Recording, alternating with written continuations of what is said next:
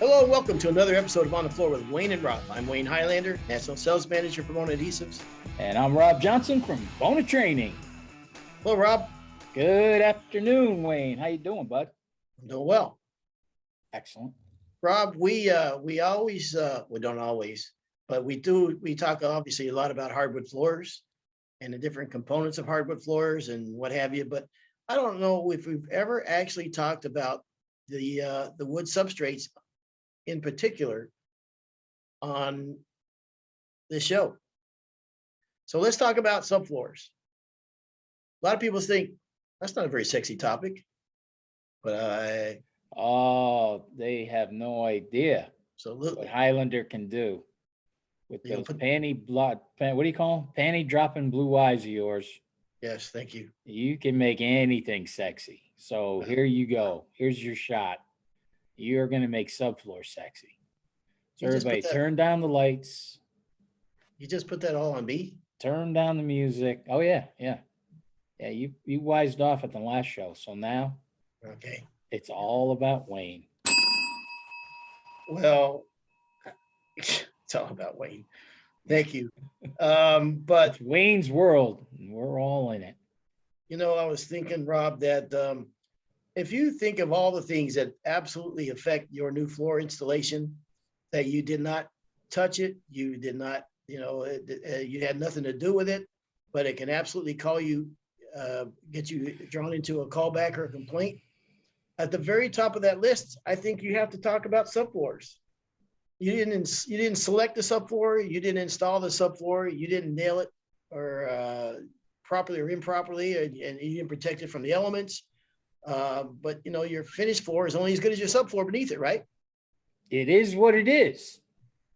Yep. If you got a substandard floor, it'll create problems and long-term problems and user dissatisfaction and all kinds of things. And like I said, it's something that it's amazing how many things that affect us in our little niche of the construction world that we don't have anything. Concrete's the same way. We didn't pour the concrete. We don't know what the PSI is of that concrete. We don't know what the moisture content. Because lunatics like you used to spray it down with water because you wanted to make your life easier. You're supposed to do that. But you know what? I mean, like say, if we don't test it or whatever, if we don't, do our thing, but there's so many things. I mean, having the HVAC off or run up and running or not, the other trades, everything affects us. And there's a lot of onus comes down to the flooring contractor, but subfloors is a big one. So when it comes to building assets, some of the most valuable parts of that home are covered. You'll never see them, and that's the case with the subfloors. So, well, talking about subfloors, my brother years ago built a house in one of the nicest neighborhoods in his town. He does very well for himself, and he built had a builder build him just a phenomenal house, like I said, in one of the best neighborhoods. And one day he called me up and they were getting ready to, it was almost over. They were doing the floors. They wouldn't allow me to do the floors because I didn't work for that subcontractor, or didn't work for that contractor or whatever. And at the time, I wasn't contracting anymore, but still, whatever. I couldn't do the floors. He had to use his floor guy. Mm-hmm. Crazy weather that we had, crazy winter. Tons and tons and tons of snow. And he even questioned the builder at one time. He's like, because now his subfloor is covered with snow all the time. Freeze and thaw, freeze, thaw. It was a, nightmare. Yep. Lots of water, lots of rain. So anyways, they're installing the floor. He says, hey, Robbie, can you do me a favor? Come on over to the house. I want to show you something. It was OSB plywood. The guys had left for the day. He walks over and he goes, should you be able to do this with hardwood floors? And he reaches down and he pulls it out. Wow. He pulled it right out. I'm not kidding you. I never saw anything like it. On all my years of doing hardwood floors, I can't believe that not only is this happening, but it's happening to my brother. Wow. I go, no, dude, that is not something that should be happening. You know this, right? He goes, yeah, I didn't think so. And he goes, I kept talking to him about the subfloor, and the guy kept telling me, no, this is special OSB. And I said, well, I don't know what's so special about it. It looks like it swelled and shrunk I don't know how many times. And it had zero holding power for the nails. Wow. It was unbelievable. Hmm. They had to rip out everything that they had done. I was a little surprised that the floor guy didn't mention anything, but Right. the deal. Sometimes the high-end guys are not using high-end guys. I don't even want to go down that road. But anyways, not only did they have to rip all the floor out, they had to rip the subfloor out too. Wow. Because the subfloor was Wow. garbage. Wow. So when you said you wanted to do subfloors, I was like, oh my gosh. I remember that absolute brutal nightmare my brother had to go through with his house. Insane. Wow. Well, anybody that's ever had issues with squeaks and creaks and movement and sagging and separating and what have you, they know the effects of a faulty subfloor, and it's obviously can result in callbacks and everything reworks and all the way up to lawsuits. So and you know what, the floor guy's going to get pinned for it. Of course, yep. That's what surprised me about what my brother went through was this guy didn't kind of notice this was happening, You're right. Because once that thing starts squeaking and popping and moving, if he doesn't say anything, now it's not the subfloor's fault. It's it's your floor. What did you do? Yep. Well, when you lay on it, it's yours. You're given the green light. Yeah. So that's got to be done up front. Those conversations. Hmm. So here's the interesting thing too is that nobody ever thinks they need subfloor prep. Nobody, no builder, no. They in their mind they're looking at pricing of flooring only. They're never thinking about the subfloor prep, and it's always that gray area we talked about before, and especially when it comes to if you're doing concrete work and you have to do any leveling with self-leveling underlayments. Holy smokes, what that can do to the cost of the job, or grinding. And if that's not discussed up front, man, holy smokes, that could ruin the entire job. I know a guy right now sitting on a really big job, and that's become a gray area. And so that's a tough place to be. The demand on subfloors when you said that about subfloor prep, people don't even think you need to do it. Subfloor prep for me and Pete was to just take a hammer and smash down the high edges. All right, it's prepped. Let's go. Yeah. Not whack that nail down. Yeah. That screw down. Beat that corner down. When we started doing more and more pre-finished floors, is I think when flooring contractors got better at doing subfloor prep. The more they got involved, because when it was, we all knew when it was going to be sand and finish. I mean, a lot of guys, they figure the sander's going to get it, right? Right. And not exactly. The sander will take care of that. Yeah. So and now with some of these veneer jobs, some of these veneer floors out there, they have a good wear layer, but they're not thick. They're not 3/4. Mm-hmm. Boy, they're going to match right up to that subfloor. And if that subfloor is in rough shape. One thing going from a contractor that does mostly unfinished work to doing pre-finished work, 1,000 square feet, it's not 1,000 square feet. You know what I mean? When you of unfinished versus pre-finished, because you even just dropping the nail gun over, throwing the cleats across it, or especially it's gotten a little bit better now because of the trend of hand scrapes and stuff like that. But you remember back in the day when they would take a credit card in the butt joint and or a feeler gauge and say, oh no, I mean, if that's just a hair, just the slightest hair higher than another butt joint, well, that's a problem. So I hated laying pre-finished floor. I would do everything not to lay a pre-finished floor. Yeah, just like you said, just one stone on your shoe, one drop the nail or drop a hammer. Yeah. Oh my God. My hat's off to you guys who install pre-finished floors all day. Cause you're right. That's not 1,000-foot lay. That's 1,400 feet. Yeah, if you're charging, I'm just throwing a number out there. If you charge $4 a foot to install unfinished 1,000 square feet, that number's got to go up for pre-finish, right? Oh I mean, yeah. it's, Yes. and then Yeah. when I see, it's impressive to see a floor that was sanded and finished. That's 3-board border with a maybe running on a diagonal, and there's got a 4-board border around it with a feed strip. That's impressive with unfinished. But when I see that pre-finished, and I know that guy had to break out the router and do all that and make sure everything comes up and kiss the. I mean, that's a different game, man. That is a different game. Right. A lot of respect for those guys that do that. And there's also more demands put on subfloors today.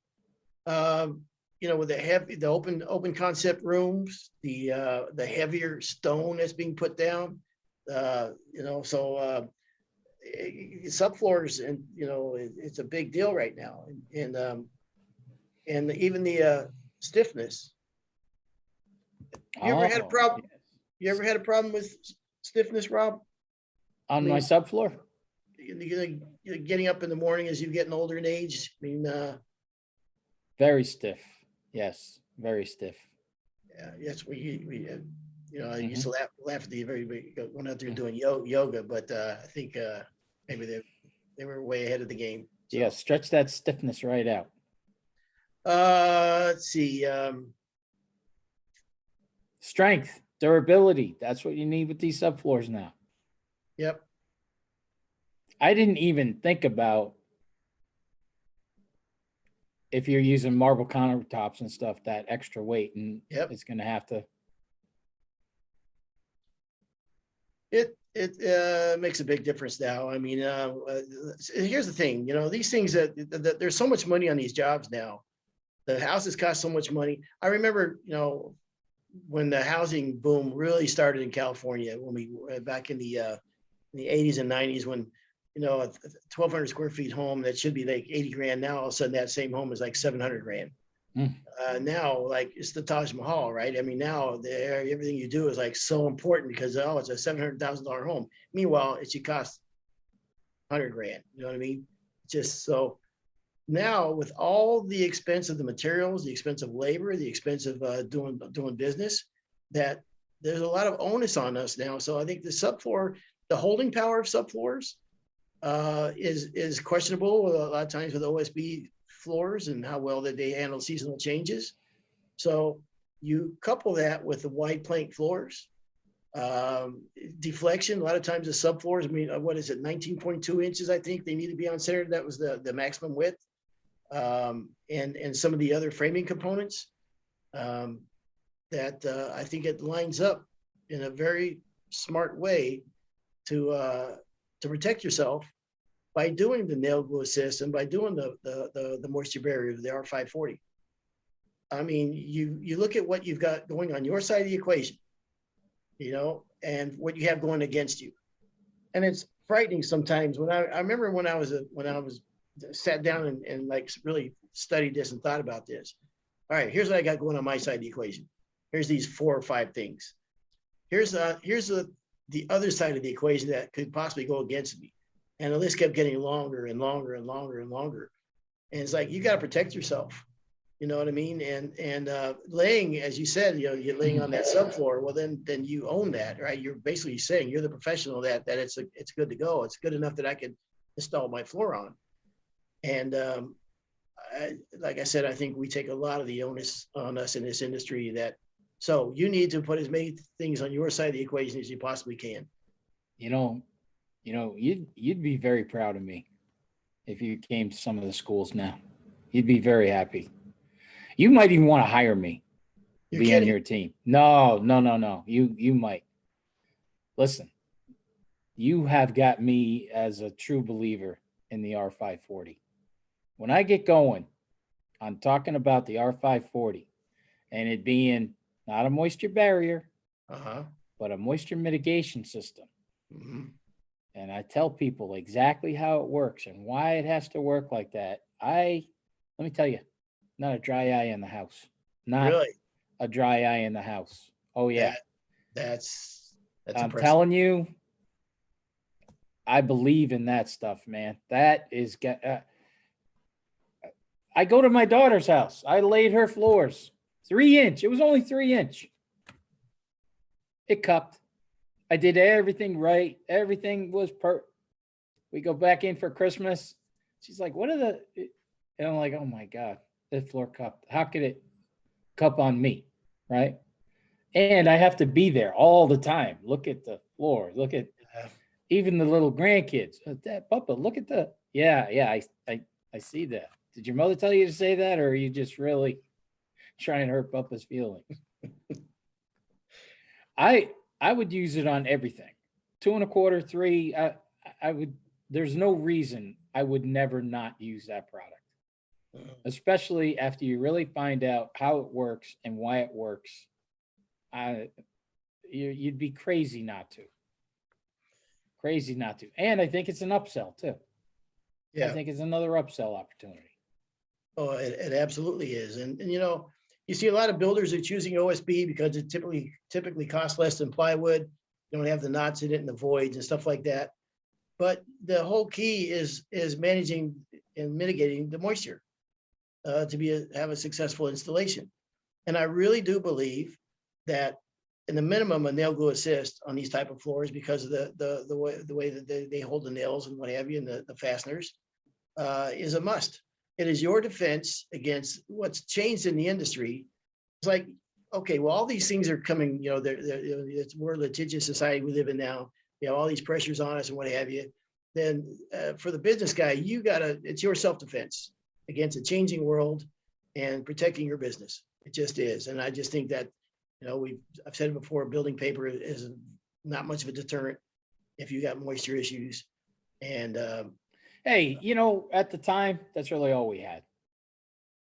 Yeah, that's all we had. You know, now with the improvements and everything and this product, you're just crazy not to do it. It's funny you said. You would be so happy if you heard me. I might even do it when you're going to be with me next week. Maybe I'll show you the love. I'll show you how to do it. I would like to see that. I'd like to see you in action. I would actually like to see you on a sales call. Yeah. It's funny you said your daughter's floor was 3 inches and it cupped, because in the Bay Area, it always seemed like never a problem with 3 inches. Go to 3 1/4, and them are the ones that wanted a cup. I mean, 3 inches, you're always okay. Yeah, you didn't worry about too much. But for some reason, that 3 1/4 inch on us was the red oak 3 1/4 was pretty common back in the day, and they're the ones that we had to worry about a little bit. You would love to see me on a sales call. I would. You would definitely. You would love to see me on a sales call. I'm a fun guy on a sales call. I'm a fun guy, and that might not be what you're looking for in a sales guy. You know what? Have you ever seen a sales guy just completely die on a call? Yo, God, yeah, I have. Isn't it the best? I have. Yeah. Yeah. One time I did it in front of the boss. Oh, yeah, it was. But yeah. I'll tell you a quick little story about sales call I was on. It was a Jansan call, and we're meeting with the head of buildings and grounds for Brunswick, New Jersey Central Schools. A lot of gyms, right? So we're sitting in his office. Now I'm with a Jansan distributor salesperson, right? They buy Bona. I'm in there, me and the sales rep. And there's like 2 clipboard people and this huge guy. And he is in charge of everything. And he lets everybody know he's in charge of everybody. He's in charge of this meeting. You know what I mean? Mm-hmm. Look out. He walks into the room. That's how this dude carries himself. And I'm like, Here we go, brother. Okay, here we go. He sits down. He looks across at me and he goes, you know, we've looked at Bona. And he goes, you know what else? We've looked at Hilliard. I like them Stop. both. Please. Stop. Okay. You told the story like I just literally just listened to this episode, exactly the same story. Are you serious? I already told this story? Like 2 episodes ago, you told this story. Oh, man. Literally 2 episodes. Let me finish it for you. Let me finish. So he said, where's my freaking head? Why should I hire you? Why should you hire me? Because they don't have Rob Johnson. Bingo. We went outside and you know what? Maybe we'll start telling that story. You know what we're going to do? We're going to tell that story every show. One of my favorite sales calls ever. And we got it. I can't believe I told that story. So it was so good in my head. When I talked about, we have, to protect ourselves and protect our business and protect our schedule and protect our money that's in our bank is using the 540 and the adhesives. You don't see the elevator guy come out to the job and say, I think I can save a little bit of money. I'll leave one of the cables out.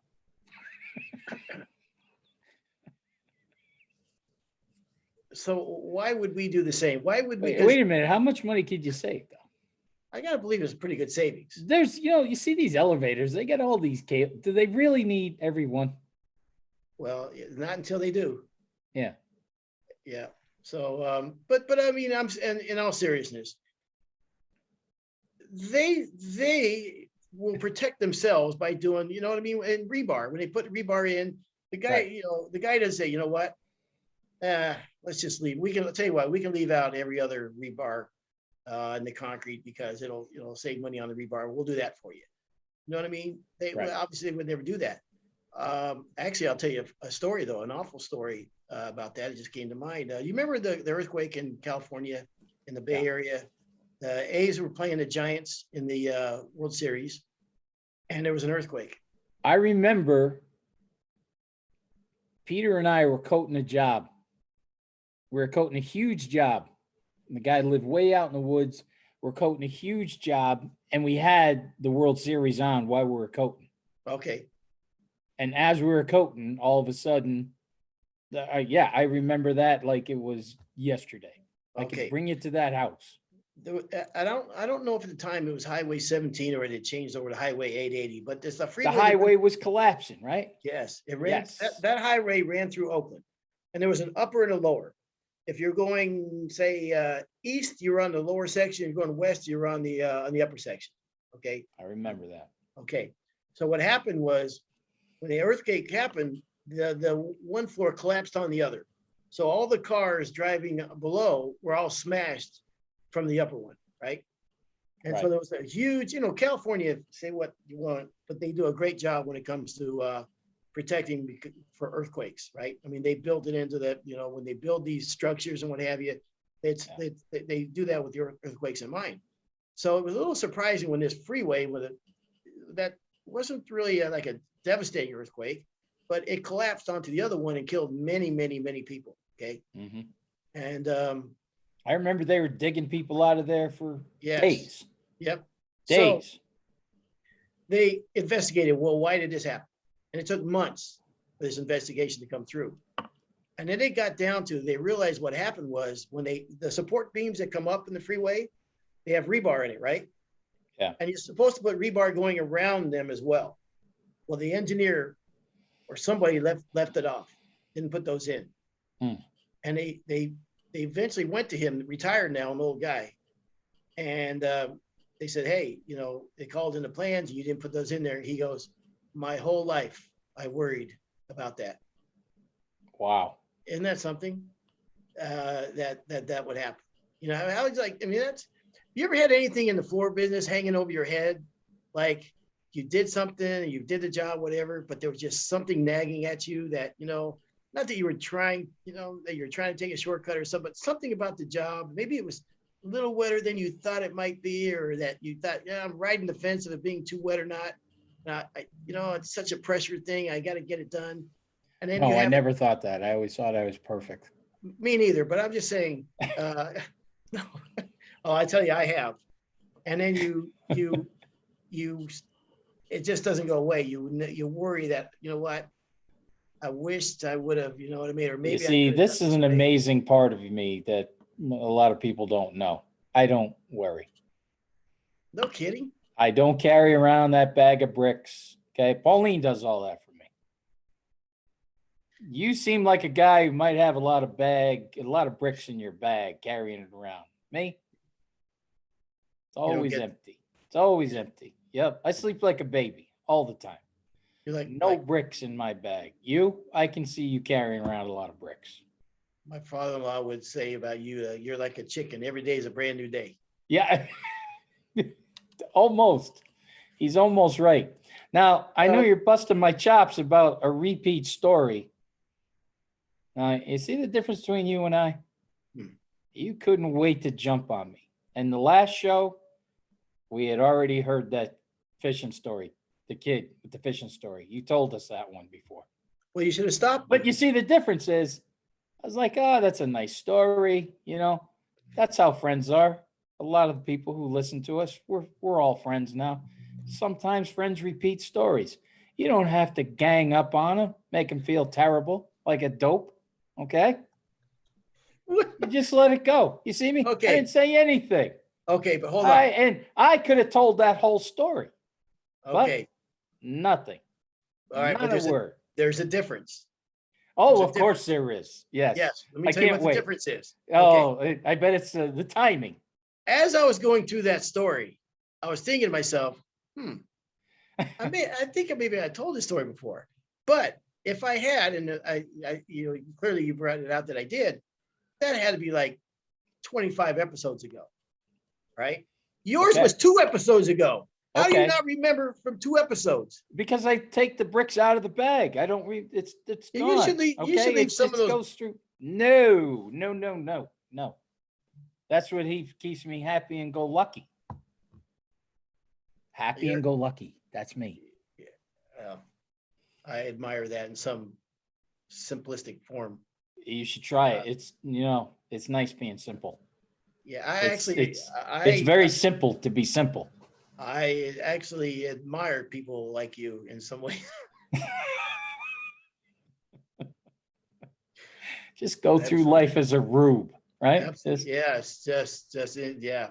Yeah, it's the little things that keep me happy. We'll have to worry about social norms or the thought of ever getting ahead. You just that whole thing. Yeah. No. Keeping up with the Joneses. Oh no. All right. I want people should be keeping up with me. They should. The Simple Life with Rob Johnson. That could be my new podcast. The Simple Life, just me. Yeah. Telling people, keep it simple. Well, you'll probably get to do that sooner than later.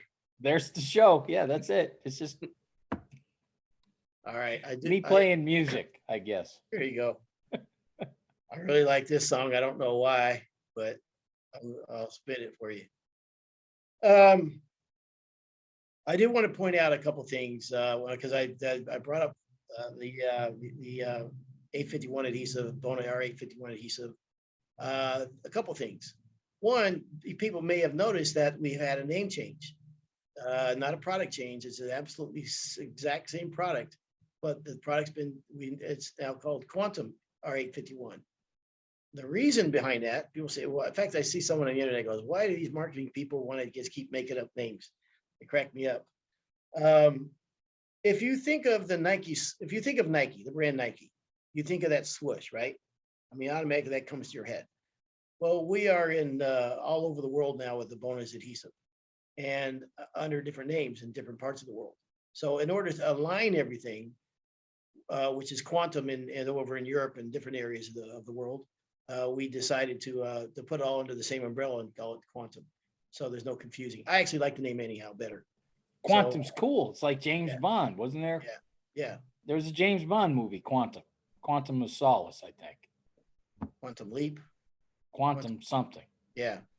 But anyhow, so just so people are aware of that. And the other thing too is I had a guy ask me the other day why we put the adhesive in 3-gallon pails and instead of 5-gallon pails.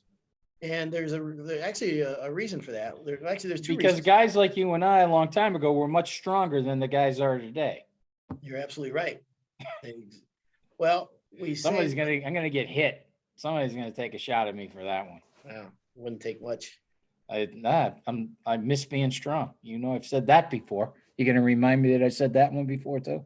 No, because I actually thought about that just the other day. In fact, that crossed my mind just probably a couple days ago when I was sitting on the plane. I folded my arms and I realized, oh,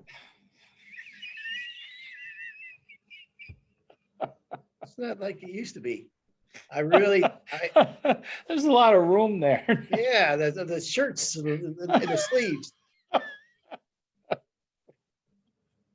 And I absolutely will agree with you 100%. I don't mind getting older. I'm fine with my station in life, but I really do miss being strong. You know that feeling when you're installing. So you guys that are installing today, when you're installing today, and you're in your zone and you feel, man, you know what I mean? You're walking up the stairs, you can carry the wood with no problem. You throw the wood down, you start installing it. You're a man or a woman that's in shape, and that's not always going to be that way. And pick the drum up off Yeah. of the truck by yourself like Yeah. nothing, right? Yeah. And in your head's playing Bob Seger like a rock. Like a Yeah. rock, Yeah. exactly. Yeah. Well, now we're playing Barry Manilow in our heads. Yeah. Looks like we made it. No. So anyhow, yeah, you're right about that. I definitely do miss that. Yeah, it's a long way. It's a long way back to get in shape. So why even? It's not going to happen again. But to answer that guy's question of the 3-gallon pails, there's two reasons for that. One is, if you'll notice with our silane base adhesive, you get very, very, very good spread rates on the adhesives.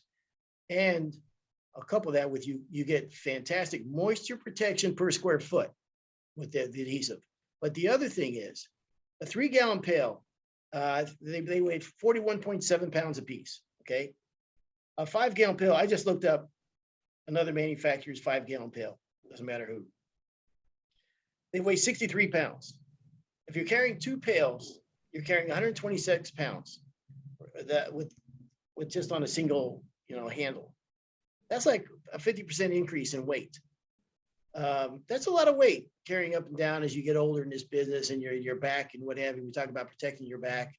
So that absolutely is part of the consideration. Believe me, I know all about carrying a lot of weight. I know Yeah, that. I would never. I'm living that every Yeah. day. Working on it. You and me both. We're working on it. Yeah. I always thought it was easy to carry 2 pails rather than 1. I agree. It is. It balances. I always thought that. Carry 2. It's much Yeah. easier than carrying 1. Yeah. But 126 pounds, versus, 82 pounds. So that's a lot of difference there. So Not for a guy like you, though. I mean, yeah, we just established that I'm a wimp now. those little airplane chicken wing arms of yours now. But, there are times I was at a gas station. We talked about Mississippi last episode. I was in Mississippi pulling into a gas station, my rental car, and this guy is in front of me in a truck and he backs in. There's 3 pumps. They're all open. So he's backing in. So all right, I follow him. So I'm going, and then he gets to midway of the pump. He stops and looks at me. I'm like, what? So then he backs up again. He's going to the other pump. So I'm following him. So I'm thinking, okay, whatever pump you stop at, I'll go to the next one. So then he stops and I can see him yelling at me, right? Through his window, right? So I'm thinking, nah. So I get out of the car. Go time. Going to the gun show. No. I get out of the car and I go over to his window. I say, hey, partner. I said, what's the matter? I said, I'm trying to give you room. I don't know which pump you want. And because I started a little bit, it came back. Then I realized, no, you don't need to. You don't get out of the car. You don't need to be that guy. Yeah. So what happened? Did he? what did he say? He didn't apologize, but he said just like, it's over, man. Don't worry about it. Whatever. They blew it off. So then we go in the store. So I'm buying a Diet Coke because that's what keeps me in shape. So he said he's behind me. So I said, hey, partner, I was trying to get out of your way. He goes, yeah, man, don't worry about it. It's all right. It's cool. Made my Okay. point. Yeah. So, but yeah, it's clearly not a smart thing for Let you me to ask you a do. question. Could you Yeah. have taken the guy? No, no, probably not. Probably not. I think I'm. I think I'm. Nice. I think I'm 4-15.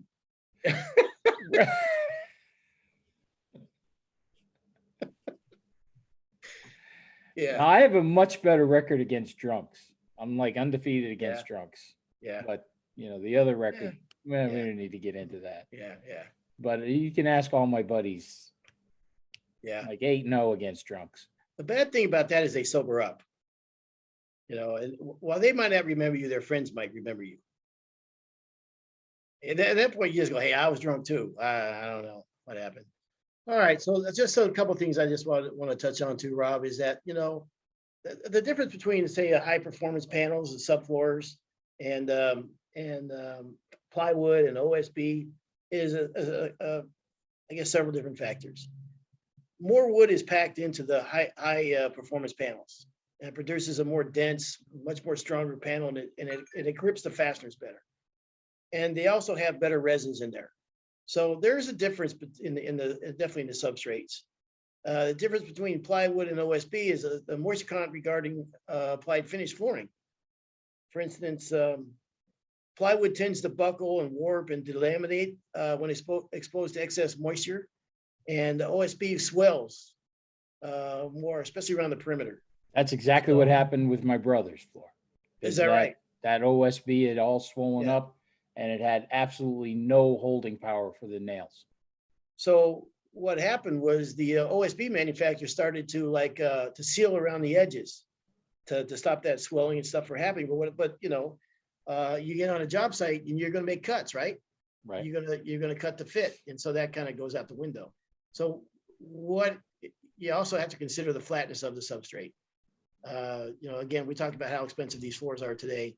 So making sure these floors are good and flat. My brother was on a job. My two brothers were on a job one time.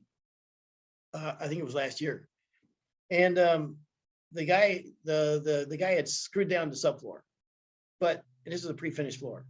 But he was like the decking screws was like sticking up like a 1/8 of an inch, the heads, right?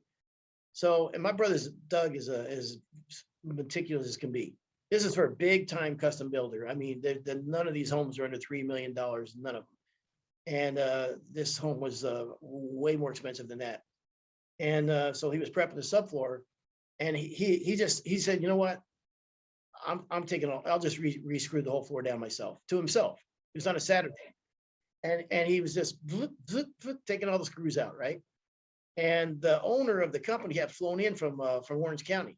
Now this is a Bay Area floor. You don't ever see this guy ever on a job site. He's the guy for this company. And he walked in with somebody else, and he sees my brother. And he goes, "What the hell are you doing?" And my brother's like, "Oh shoot! I mean, who is this guy?" And he goes, "Well, look, I just want to show you something." He goes, all these subfloors, if you run your hand here, he goes, they're all up proud a little bit, all of them. He goes, if I try to screw them down any further, it's not really going to work. So I'm just going to re-screw the whole subfloor over again. And he goes, well, who are you? And he goes, well, I'm with Highland Floors. We're doing the floors. He goes, you're installing the floors? He goes, yeah. He goes, and you took all these screws out and you're going to re-screw the whole subfloor down? He goes, yeah. And the guy reached out his hand and shook his hand. He goes, hey, I want to sincerely thank you very much for the effort you put into this job. I really want to thank you very much. And both you guys, and man, he was like over the top. When the other guy showed up on Monday, the superintendent goes, hey, who did you guys talk to so-and-so? He goes, yeah. He goes, holy smokes. I mean, he just could not say enough about you guys. So, there's a little. It's amazing how well they're doing now. So Yeah. amazing how they're. I mean, I don't know what happened. Yeah. When did you think that happened, Rob? I don't know. I don't know when that happened. I don't know. Do you think probably, maybe I don't know. 05, 06, something. Something happened. Something happened there. Yeah. What do you but think? Boy, they just like a rocket ship. Huh? Just like a yeah. It was almost like they, it was almost like they they dropped their drag. Okay, you remember Yeah. Waldo Yeah. Waldman, right? You got Yeah. lift Yep. and you got drag, and something happened in Highlander floor where, man, they just let that drag go and boom, Highlander floors just took off. I was like So, 05 or 06, maybe say somewhere in there. you don't think I was a drag, do you? No, not at all. I don't know what happened, but Yeah. something happened. Yeah. Lift and drag, baby. Lift Yes. and drag. Yes, sir. All right. So that's subfloors. There's a little, that's a kind of a lesson in life too. I've always said too, you never know who's watching you.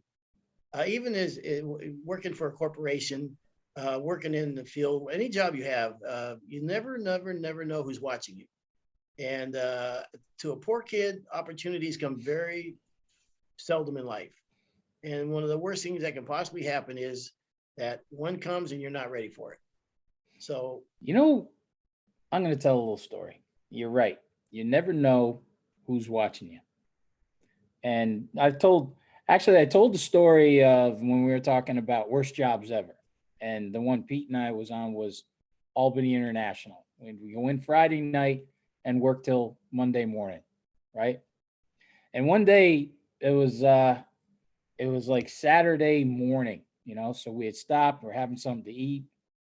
And you can see all the equipment and all the, everything around. You could tell that, we had been gone through the night. And this guy just comes walking up. We didn't know who he was. Sits down and he's talking to us.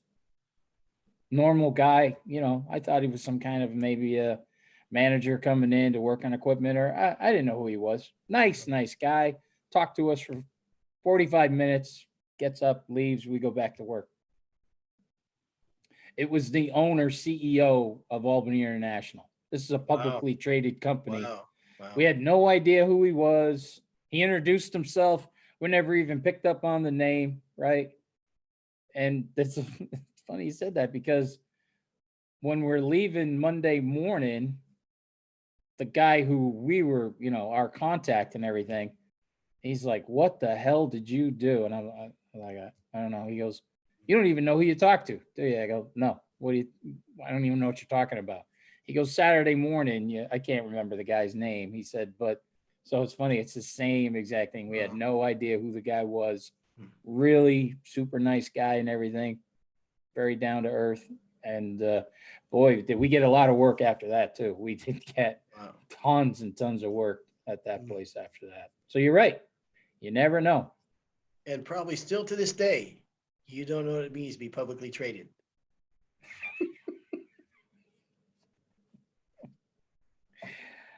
Boy, oh boy, I thought I had one there. I thought maybe I'll get one in, one kind of Yeah. I'm going to tell you another story about you never know. You never know who's watching you. Yeah. Is this also, this goes for work and this for is hotel this is work. This is work. No, this is all work. Okay. I know who's watching me in hotels. So, bowling alleys start to get, and I think I've talked about this before, where we used to pump epoxy into the tongue and groove of a bowling alley to solidify everything, and you'd pump the epoxy in until you see the epoxy kind of oozing through the top. Okay. It's a miserable, sucky job. You're drilling thousands of holes, every board, every 8 inches, right? Wait a minute. No, you got to explain that to me, because are you saying the floor already is installed and you're drilling into the tongue and groove? Yes. Like down like a quarter inch or so, and then you're pumping. Oh, no. A bowling alley is like 3 inches thick. And the tongue and groove you're drilling. The tongue and groove is down about an inch away from the top. Oh, I got you. Okay. So we're drilling on an angle into the tongue and groove of the bowling alley. Okay. And then we pump epoxy in there. Because with all the pounding of the balls and the oil and the cleaners and everything. Yeah. Right. The lanes, the wood turns into like piano keys. I'll be darned. Yeah, that's what the pounding of balls will do. Okay. It just mashes everything. So then we go in, we pump epoxy into each board every 8 inches. And it just makes everything a solid piece of rock. Okay. Wow. Yeah, No idea. No idea. crazy. If you ever see a wood bowling lane, Mhm. you don't see a lot of wood bowling lanes, but if anybody's ever out there, you see a wood bowling lane, you'll look down and you'll see, because every lane's been injected with epoxy. Hmm. Started back in the 80s. And it's the same color as the lane, but you can see exactly where everything's been pumped. Anyways, it was crappy work. It was night work. It was always during the winter when, it was good to have something to do in the winter, but, it was night work and you're pumping epoxy and it's spraying all over the place. And it just horrible, horrible stuff. And there's a ton of ether in it. We'd get back to the hotel room in the morning and we'd be out. You could have operated on it. Anyways. Now, are balls flying all over the place while you're doing this, or is it you have the lanes to Yes, yourself? actually, yeah, there's some balls still flying. People are still bowling, right? When we're there, we'll start at one end of the place. Okay. So when we were doing this, people would sometimes come over, right? They're done bowling. They'd see something going on, a couple of guys working, and they come over and they'd watch and they'd talk to you. And, what are you doing? Blah, blah, blah. And then we're telling everybody. Now, most of these people have been bowling and drinking all night long. So lots of drunks, right? Whatever, Yeah. I'm a nice guy. I'll talk to you. But you would pump the epoxy until you saw it come up through the top, right? Mhm. So there's these two drunk guys watching us, and they're not really saying anything. I don't know who this guy is. And he goes, "Hey, you should put another shot of epoxy in that one." I just look at the guy, I go, yeah, okay. I'm in my very early 20s, right?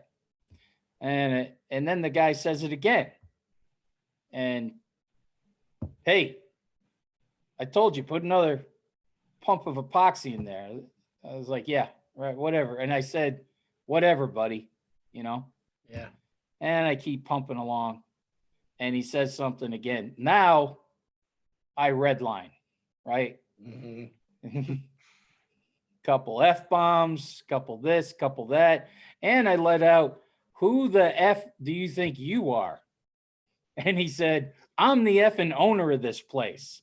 Pack your pack your stuff and get out." This is Wow. like 1:00 in the morning. And now I am like, oh my God, my father is going to absolutely kill me for Yeah. this. Because it was a huge job, right? Wow. Oh my God. So yeah, he wants me out. He wants me, Pete, the equipment. He wants everything out of his place. Here's how good the old man was. Mr. Corleone wants to hear bad news right away, right? Mhm. I called my dad at 1:00, woke him up. I go, "Dad," told my father the whole story.